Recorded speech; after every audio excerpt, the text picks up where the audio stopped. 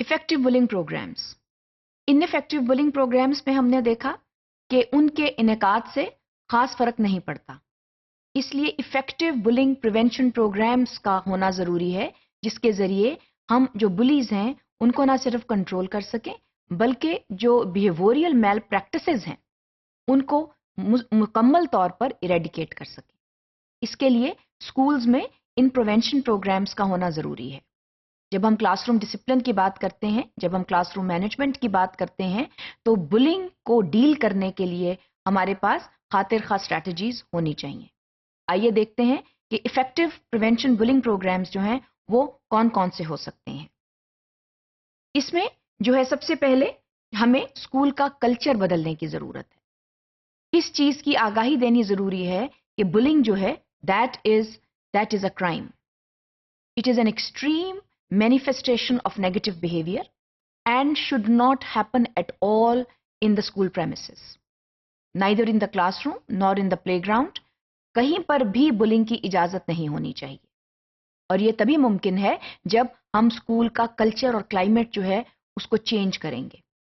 اس میں ہم یہ بات لے کر آئیں گے کہ کون سے ایکسیپٹیبل بیہیویئرز ہیں، کون سے بیہیویئرز جو ہیں وہ ٹوٹلی ان ایکسیپٹیبل ہیں، اور جو ہیں نیگیٹو بیہیویئرز جو ہیں وہ کون کون سے ہوتے ہیں، جس میں بلنگ جو ہے that is an extreme form of negative behaviour.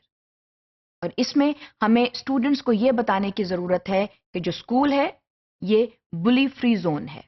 یہاں پر اگر بلنگ ہوگی تو اس کو بہت سخت طریقے کے ساتھ ڈیل کیا جائے گا. اس کی آگاہی تمام اسٹیک ہولڈرز کو دینا ضروری ہے. تبھی ہم اسکول کلچر اور کلائمیٹ کی بات کرتے ہیں، کیونکہ اس میں تمام اسٹیک ہولڈرز آ جاتے ہیں جن کے لیے یہ جاننا ضروری ہے کہ بلنگ جو ہے that is a very negative behaviour.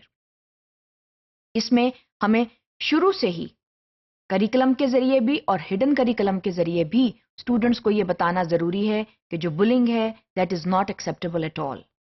ذرا سی بھی اس کا جو اظہار ہے that can lead to a big negative consequence. اور یہ تبھی ممکن ہے جب تمام اسٹیک ہولڈرز جو ہیں اس پر توجہ دیں گے اور اس کو بہتر طریقے کے ساتھ اور مثبت طریقے کے ساتھ ہینڈل کریں گے. کسی بھی قسم کی بلنگ چاہے وہ چھوٹی سے چھوٹی کیوں نہ ہو اس کو اگنور نہیں کیا جا سکتا. اور یہ تبھی ممکن ہے جب ہم اس چیز کو اسکول کے کلچر کا حصہ بنا دیتے ہیں. اگر ہم 1-to-1 بیسس کے اوپر مسائل کو حل کرنے کی کوشش کرتے ہیں تو وہ ون شاٹ ٹریٹمنٹ ہوتا ہے. تمام لوگوں کو اس کے بارے میں آگاہی نہیں ہوتی. تو ایک کلاس میں اگر بلنگ کو کنٹرول کیا جا رہا ہے اور دوسرے کلاس روم میں نہیں کیا جا رہا تو مسئلہ حل نہیں ہوتا، مسئلہ بڑھ جاتا ہے. تو تمام لوگوں کا ایک پلیٹ فارم پہ ہونا ضروری ہے، ایک جیسی سوچ رکھنا ضروری ہے کہ بلنگ جو ہے وہ ایک ان ایکسیپٹیبل بیہیویئر ہے اور اس کا جو ہے جلد سے جلد خاتمہ ضروری ہے. تو اور یہ تبھی ممکن ہے جب اس کو ہم اس سوچ کو ہم اسکول کلچر کا حصہ بنائیں گے. That is a very important point. اس کے علاوہ یہ بہت ضروری ہے کہ ہم کمپریہنسو اسٹریٹجیز کو تشکیل دیں. ہمیں چاہیے کہ ہم جب اسکول کا اکیڈیمک ایئر شروع ہو تو تب ہم ایسی اسٹریٹجیز جو ہیں ان کو انالائز کریں اور بہتر اسٹریٹجیز کو لے کر آئیں جس میں تمام وہ لوگ جو بلنگ انسیڈنٹ میں شامل ہوتے ہیں، جس میں بلی خود ہے، وکٹم ہے، بائی اسٹینڈر ہے، فیملی بھی آ جاتی ہے، آن لکرز بھی آ جاتے ہیں، یہ تمام لوگوں کے لیے اسٹریٹجیز کو تشکیل دینا ضروری ہے.